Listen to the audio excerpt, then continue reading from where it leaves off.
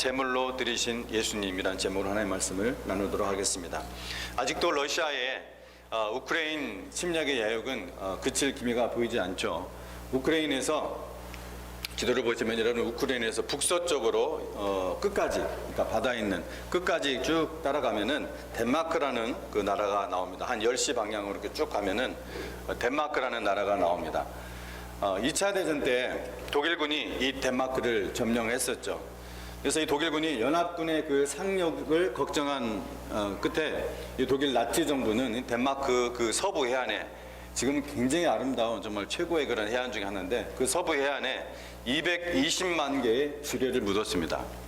그래서 연합군에게 나중에 이제 독일이 당연히 패배하죠. 2차 대전은. 그래서 독일이 패한 뒤에 이 지뢰를 덴마크에서 이제 제거를 해야 되는데 지뢰를 찾는 것도 어렵지만 여러분 분해하는 것도 정말 어렵습니다. 어려워요. 그래서 지금은 그것을 분해하기보다는 그냥 터뜨린다고 합니다. 어쨌든 당시에 덴마크는 이 독일 군 포로들에게 이 지뢰 작업을 시키기로 국가적 차원에서 그렇게 결정을 했습니다. 약 2,600명, 약 2,600명이었는데 대부분이 여러분 13살에서 19살의 소년병이었습니다. 지금 러시아도 그렇지만은 지금 점점 자기네들이 지니까 강제 징집을 해서 전혀 훈련된 안 된 사람들이 끌려오고 뭔지도 모르고 이렇게 죽어가고 있는데 당시에도 2차 대전이 이제 독일군이 완전히 패망할 때쯤에 그렇게 강제 징집을 통해서 그런 소년병들이 징집돼 가지고서 그렇게 많이 죽어갔습니다. 근데 덴마크는 이들이 나이와 상관없이 비록 오지만 나이 없이 총구를 자기네에게 들이대고 쏴 죽였던 독일군이었으니까 군인이니까 독일이 설치한 것을 그들이 제거하는 게 맞다고 결론을 내렸던 것입니다. 보신 분도 있겠지만 랜드 오브 마인이라는 영화가 있습니다. 랜드 오브 마인이라는 이러한 실화를 바탕으로 만들어진 영화입니다. 그 영화에서 독일군 소년병 20명에게 20명에게 4만 5천 개의 해안 지뢰를 제거하라는 명령이 떨어졌습니다. 그 영화에서요. 그래서 그들에게 주어진 것은 도구라고 주어진 것은 나무 막대기 혹은 쇠꼬챙이밖에 없었습니다. 그래서 그들을 부리던 이 덴마크 군인은 증오심이 있을 거 아니에요. 자기네 그 국가를 민족을 침입하고 수많은 사람들을 남녀노소 다 죽였으니까. 그러니까 뭐 소년병이 뭐고 아주 그냥 가혹하게 이 일을 시킵니다.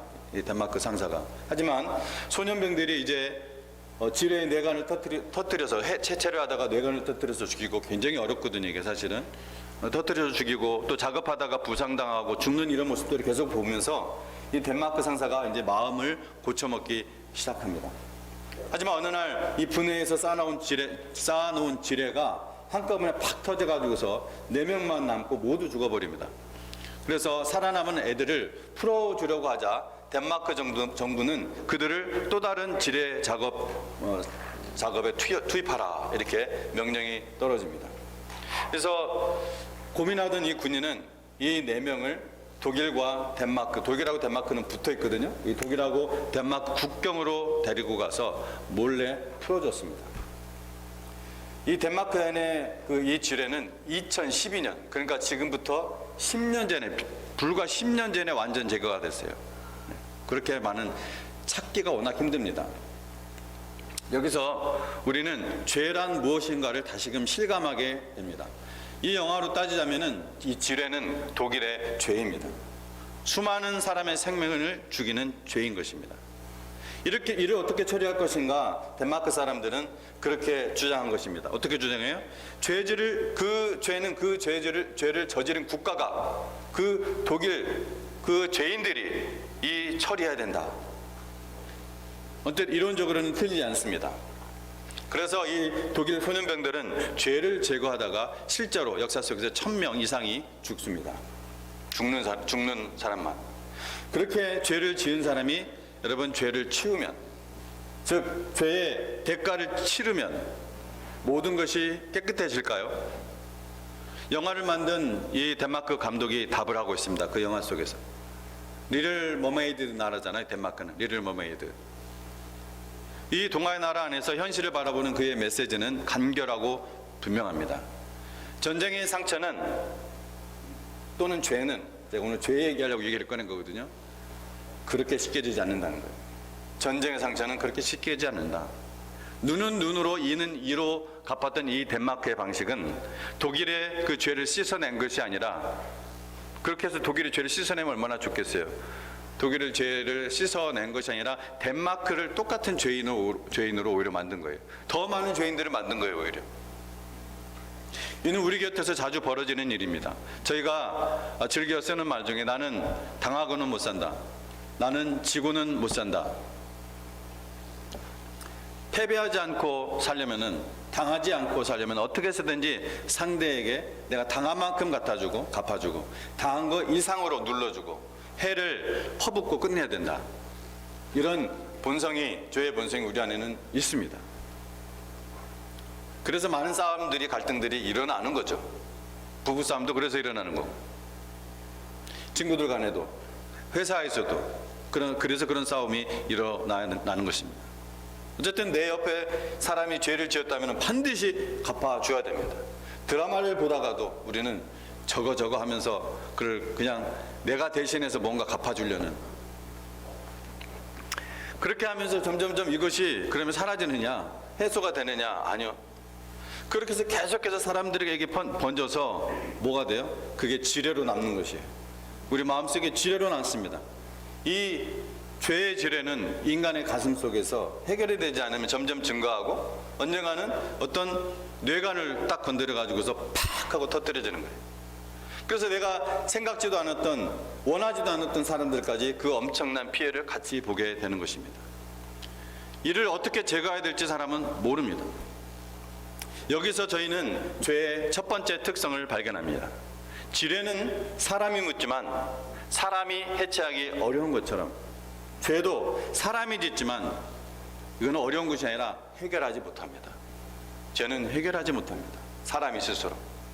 오늘 읽었던 15절의 중보자, 이 중보자라는 이 용어는 중보하는 사람, 즉 양쪽의 합의를 이끌기 위해서 반대하는 양측의 중간에 서서 서로 일치하게 하는, 협력하도록 만드는 자를 중보자라고 합니다. 그래서 중보자는 분쟁 해결을 목적으로 두 당사자 간의 이 불일치하는 부분을 일치하도록, 혹은 원수 사이에 있는 두 사이를 화해자로서 중보 역할을 하는 것입니다. 그래서 인간과 하나님 사이에는 오직 한 명의 중보자가 있습니다. 그분이 바로 예수 그리스도라는 것입니다. 그것이 바로 진리이신 성경이 우리에게 말씀하고 있는 것이에요. 하나님은 죄로 인해 우리와 함께 하실 수가 없습니다. 거룩. 즉 지극히 우리가 상상할 수 있는 그 수준 이상의 거룩하신 하나님이기 때문에 결코 하나님은 죄와 함께 하실 수 없어요. 이 죄가 제거돼야 돼요. 이 죄의 문제가 해결이 돼야 돼요. 죄는 하나님 앞에서 불법이고 하나님을 거역하는 일입니다. 하나님은 죄를 미워하십니다. 근데 뭐 이런 말을 여러분 들어본 적 있을까요? 죄는 미워하되 죄인은 미워하지 말라. 그 말이 왜 그런 말을 하는지 이해는 가지만 그 말은 틀린 말입니다. 죄를 짓는 것은 죄인이에요. 그거 따로 분리시켜 놓고 나는 멀쩡하고 죄만 어떻게 해결할 수 없잖아요. 내가 그것을 분명히, 하나님은 성경 분명히 얘기합니다. 하나님은 죄인을 미워하시고 악인을 증오하십니다. 그러나 용서받은 죄인을 사랑하시는 거죠. 근데 모든 사람은 한 사람도 빠짐없이 다 죄인입니다. 기록된 바 의인은 없으며 하나도 없다고 로마서 3장 10절 말씀은 우리 모두에게 말씀을 하십니다. 모든 인간은 아담으로부터 내려온 그 죄와 또한 매일 저지르는 자기의 그 죄로 인해 죄인입니다. 거룩하신 창조주 하나님, 우리를 창조하신 그 아버지 하나님, 이 하나님의 죄에 대한 정당한 형벌은 죽음뿐입니다. 죽음뿐입니다. 이것은 육체적인 죽음 그 정도가 아니라 사실은 영적인 죽음을 얘기하는 것입니다. 영적인 죽음, 즉 하나님과의 관계 단절이 왔기 때문에, 우리를 지으신 그 하나님으로부터 영생을 받지 못하기 때문에, 공급받지 못하기 때문에 우리 육체적 죽음까지 이르게 되는 거예요. 우리 다 죽어요. 한 번 죽는 것은 사람에게 정한 것입니다. 죄 때문에. 죄에 대한 정당한 형벌은 지옥에서 영원히 세세토록 고통을 받으며 사는 것입니다. 우리는 우리 자신과 하나님 사이를 스스로 중재할 수가 없습니다. 아무리 좋은 일을, 아무리 우리가 의로운 일을, 아무리 어떤 율법을 지키더라도 우리는 하나님 앞에서 결코 의롭게 될 수가 없습니다. 중보자가 없다면은, 어떤 중보자가 없다면은 우리는 지옥에서 영원히 살게 될 운명이라는 것입니다. 여러분, 참 듣기 싫은 말이죠. 요즘 이 시대의 강단에서 참으로 또 듣기 어려운 말입니다. 그러나 분명히 말합니다. 성경은 분명히 지옥에 대해서 천국보다 더 자주 언급하고 있습니다. 왜냐하면 우리 스스로 우리를 죄에서 구원할 수 없기 때문입니다. 그러나 우리에게 소망이 있는 거예요. 디모데전서 2장 5절 말씀에 하나님은 한 분이요 또 하나님과 사람 사이의 중보자도 한 분이시니 곧 사람이신, 즉 인자, 사람의 아들로 오신 사람이신 그리스도 예수니라. 예수님은 하나님의 은혜의 보좌 앞에서 예수님을 신뢰한 사람들을 대표하는 변호인입니다. 우리의 중보자이시며 변호인의 의뢰를 중재하는 것처럼 재판관 앞에서 이렇게 얘기하는 거예요. 재판장님, 제 의뢰인은 그 모든 죄에 대해 이미 처벌을 받았기 때문에 더 이상 처벌을 받을 혐의가 없습니다. 즉 그는 무죄합니다 라고 말하는 것 같이 변호인이신 예수님께서 우리에게 하나님의 심판 앞에서 그렇게 하시는 것입니다. 언젠가 우리는 한 사람도 빠짐없이 누구나 하나님 앞에 서게 될 것입니다. 그러나 예수님의 죽음으로 인하여 완전히 용서받은 그러한 죄인으로 하나님 앞에 서게 될 거예요. 어떤 거예요? 어떤 죄인이요? 용서받은 죄인. 용서받은 죄인으로. 그 변호인이 우리를 대신해서 처벌을 받은 거예요. 변호인이시자 자신이 처벌을 받으신 거예요. 저와 여러분을 위해서, 모든 인류의 죄를 위해서. 바로 히브리서 오늘 읽었던 9장 15절의 말씀이 그와 같은 말씀이에요.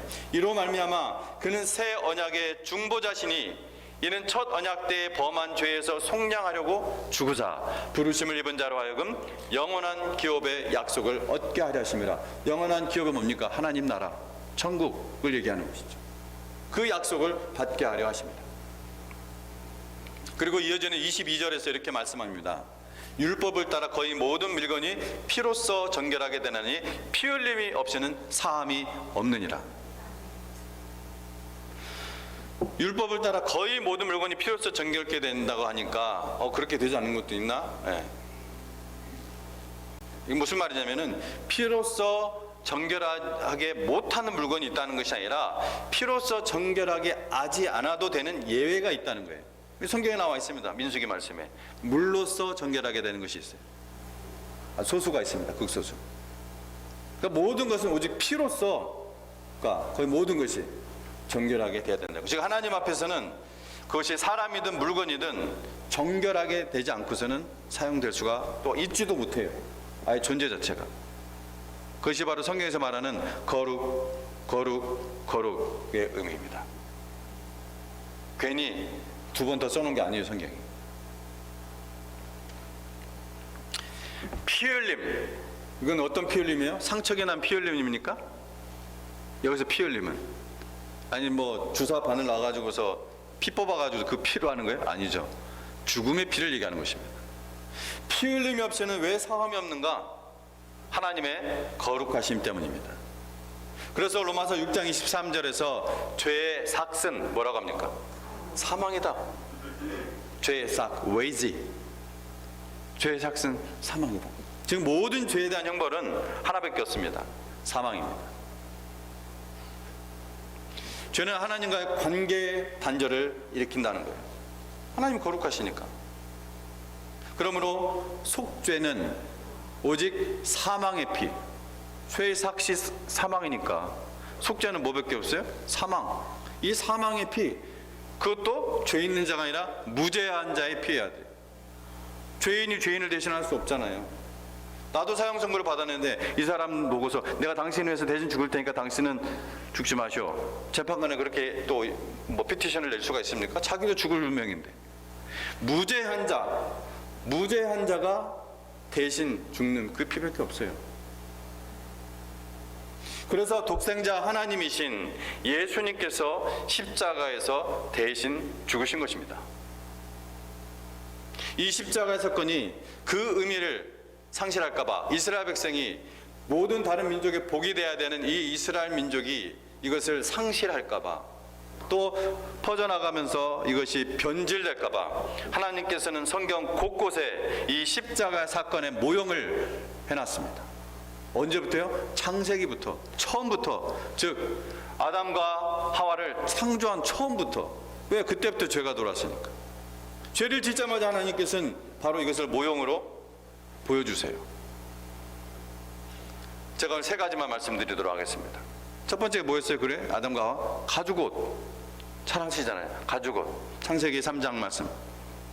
여호와 하나님이 아담과 그 아내를 위하여 가죽옷을 지어 입히시니라. 여러분, 한 개인이 구원받기 전에 그는 먼저 자신을 스스로 구원할 수 없다는 것을 알아야 돼요. 자력 구원은 impossible. 세상의 모든 종교와 기독교라고 하는 것도 참 이게 참 말이 좀 불편한 말 용어지만은 그냥 세상 용어로 쓴다면 다른 모든 종교와 기독교의 가장 큰 차이점은 뭡니까? 자력 종교냐 타력 종교냐. 다른 모든 종교는 타력 종교예요. 자기가 무언가를 해서 구원받을 수 있다는. 그러나 구원의 문제만큼은 완전히 다릅니다. 스스로 구원할 수 없다는 거예요. 이것이 성경의 가르침이에요. 이건 논리적으로도 우리가 이해할 수 있습니다. 죄인이 어떻게 스스로 구원을 받아요? 그래서 아담이 이 놀라운 교훈을 먼저 배워만 했어요. 그는 죄를 짓고 난 후에 자기의 죄를 뭘로 가리려고 했어요? 그 수치를 무화과 나무 잎으로. 그 가려졌습니까? 안 가려졌죠. 하나님 눈에는 그게 안 가려지죠. 그래서 하나님께서 만들어주신 게 뭐예요? 가죽옷이에요. 죄 없는 동물을 죽여야 됐습니다. 죄 없는 동물이 피를 흘리면 그 가죽이 벗겨져야 됐고, 그 가죽옷을 벗겨서 친히 네가 이거 입어라 하는 것도 아니고 친히 입혀주셨다 성경은 얘기를 하고 있습니다. 처음부터 끝까지 구원은 오직 하나님입니다. 그래서 죄진 인간 때문에 죄 없는 그 한 짐승이 죽은 것처럼 예수님께서 죄인인 우리 때문에 대신 피를 흘렸던 거예요. 이것이 바로 최초의 사람이 창조되어 처음으로 죄를 지은 때부터 이미 예수님의 십자가의 이 대속 사건을 모형적으로 보여주는 것입니다. 그 다음 또 6월절 너무나 잘 알죠. 이거는 뭐 길게 설명하는 너무나 잘 알 것 같습니다. 6월절 출애굽기 12장 22절에 너희는 우슬초 묶음을 취하여, 우슬초는 제가 가서 먹어보니까 우슬초 누가 갖다 놓으셨더라고요. 민트예요. 결국 민트. 예. 이스라엘 민트. 우슬초 묶음을 취하여 그릇에 담은 피에 적시어서 그 피를 문 인방과 좌우 설주에 뿌리고 아침까지 한 사람도 자기 집 문 밖에 나가지 말라. 그래서 이스라엘 백성이 출애굽할 때 하나님의 명령대로 문 인방과 좌우 설주에, 문 인방과 상인방, 하인방은 인방이 없으니까 상인방과 이 좌우 설주에 그 피를 뿌린 사람은 죽음의 재앙이 넘어갔다고 해서 6월절이라고 하는 것입니다. 이걸 지키라고 그래요. 하나님께서. 이 6월절 사건이 바로 예수님의 십자가를 뚜렷이 보여주고 있는 거예요. 이 의미를 가지고 골고다의 예수 그리스도의 십자가를 여러분 바라보아야 됩니다. 마지막으로 노뱀. 민수기 21장 8절에서 9절 말씀. 여호와께서 모세에게 이르시되 불뱀을 만들어 장대 위에 달라 물린 자마다 그것을 보면 살리라. 모세가 노뱀을 만들어 장대 위에 다니 뱀에게 물린 자마다 노뱀을 쳐다본즉 살더라. 예수님께서는 요한복음 3장 14절 이하에서 모세가 광야에서 뱀을 든 것 같이 인자도 들려하려니 이는 저를 믿는 자마다 영생을 얻게 하려 하심이라. 들게 했어요. 노뱀을 만들어서. 예수님 어떻게 했어요? 십자가에서 들렸습니다. 예수님 이걸 직접 말씀하시는 거예요. 그 장면을 오셔서 이것을 말씀하시고 그 유명한 요한복음 3장 16절에 대복음을 선포하시는 거예요. 하나님이 세상을 이처럼 사랑하사 독생자를 주셨으니 이는 저를 믿는 자마다 멸망하지 않고 영생을 얻게 하려 하심이라. 그 말씀을 하시면서 노뱀 그 사건을 얘기하면서 출애굽한 이스라엘 민족이 하나님 앞에서 죄를 짓자 하나님께서 불뱀을 보내십니다. 죽이는 불뱀, 사람을 죽이는 독뱀. 그래서 이스라엘 백성이 다 죽을 지경에 이르렀어요. 이때 누가 중보자로 나섭니까? 모세. 예수님을 예표하는 자이죠. 모세도. 모세가 하나님께 나가 중보 기도를 합니다. 회개합니다. 저들의 죄를 용서해 주십시오. 저들이 하는 짓을 모릅니다. 그때 하나님께서 명령하신 것이 좀 전에 읽어드렸던 그 장대 위에 달린 노뱀 이야기예요. 저 나무 위에 달린 그 노뱀을 바라보는 자는 살리라. 근데 그것을 듣고서 뭔 헛소리냐, 저걸 내가 본다고 해서 어떻게 나 자기 고통 가운데서 계속 자기 고통만 치유하려고 했던, 어떻게든 살아보려고 전략을 찾아보려고 했던 자들은 어떻게 됐을까요? 죽었습니다. 죽었어요.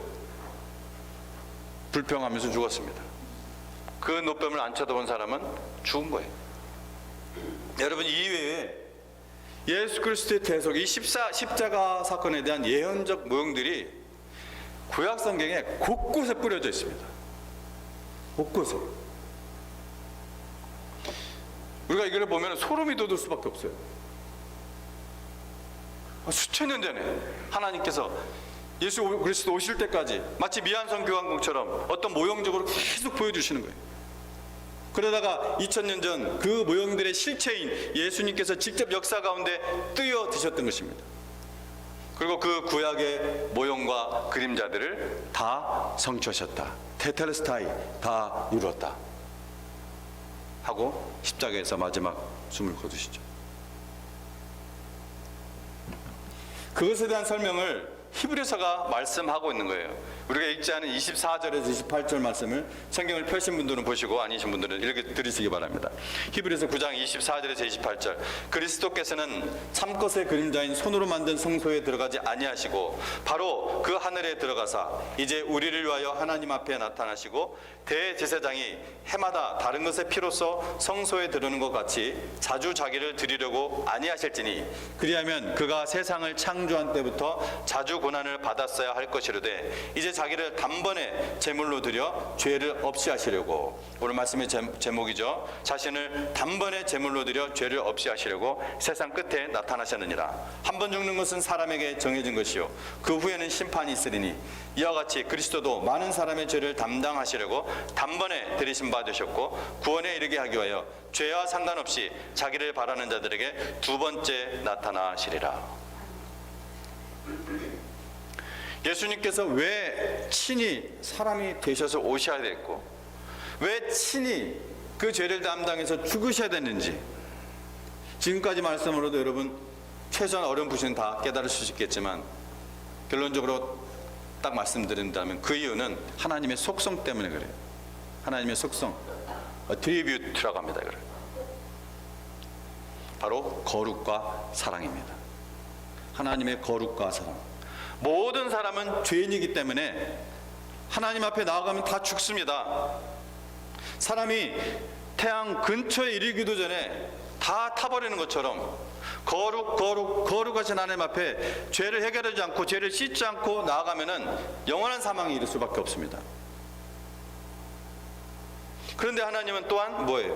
거룩이자 사랑이십니다. 사랑.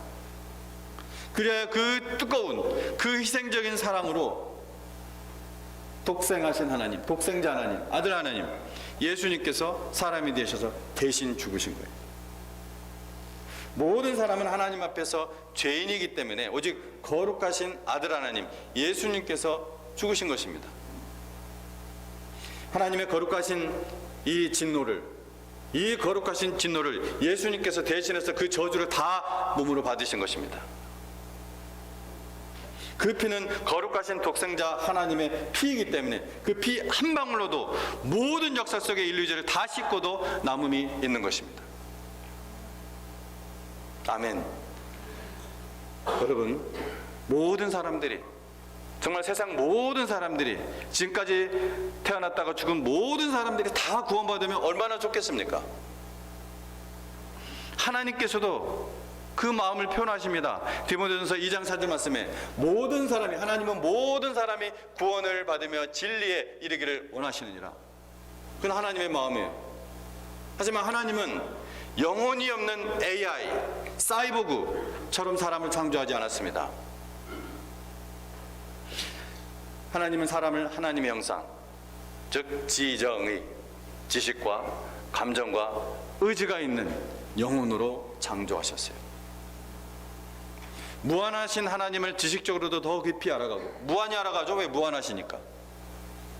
또 다양하고 풍부한 감정으로 사랑하고 존중하고, 또 자유로운 믿음으로 하나님을 따를 것인지 말 것인지 선택하는 것을 통해 구원을 선물로 주시는 것입니다. 자신의 지정의가 없는 인간이 어떻게 인간이라고 할 수가 있겠습니까? 좀 말이 좀 그렇지만, 여러분, 거룩하신 하나님이 친히 우리를 대신해서 죽으셨습니다. 당신을 누구보다, 어느 누구보다, 당신보다 사랑하시는 분은 하나님뿐입니다. 그 하나님이 오늘도 우리를, 당신을 부르십니다. 구원받고 하나님의 자녀로 태어나라고, 돌아오라고 간절히 부르십니다. 아직 기회가 있을 때 예수님께 나오시기 바랍니다. 또 예수님을 여러분이 영접한 믿음이 있다면, 아직 믿음의 진보가 없는 자들을 향하여서는 하나님께서 뭐라고 한다고요? 성장하라, 성숙하라. 왜? 그래야 우리가 약속을 받을 수가 있습니다. 복의 통로가 될 수가 있습니다. 우리의 이 땅의 삶 속에서도 우리가 이 부르심에 응답하여 나아가기 원합니다. 여러분, 이 시간 하나님 앞에서 함께 우리 머리 숙이고 눈을 감읍시다. 하나님께서 이 자리에 우리와 지금 함께 계십니다. 우리 머리 숙이고 눈을 감고 마음의 귀를 열고 우리를 하나님 앞에 기도합시다. 하나님께서 여러분에게 오늘 설교 말씀을 통해서도, 또한 지금 이 기도의 시간을 통해서도 말씀하기 원하십니다. 한 분도 빠짐없이 다 머리 숙이고 눈을 감으시기 바랍니다. 내 삶에 하나님 임하여 주시옵소서. 내 주님이 되어 주시옵소서. 죄의 지뢰를 뿌리지 않는 자가 되게 하시옵소서. 오직 주님을 바라고 그 안에서 인생 최고의 삶, 최고의 가치를 이루는 삶, 존재의 목적을 분명히 이루는 삶, 그 희망을 얻게 하시옵소서. 우리가 비록 이 땅에 매여 있으나 주의 그 자유함을 누리며 영생의 믿음으로 사시기를 여러분 축원합니다.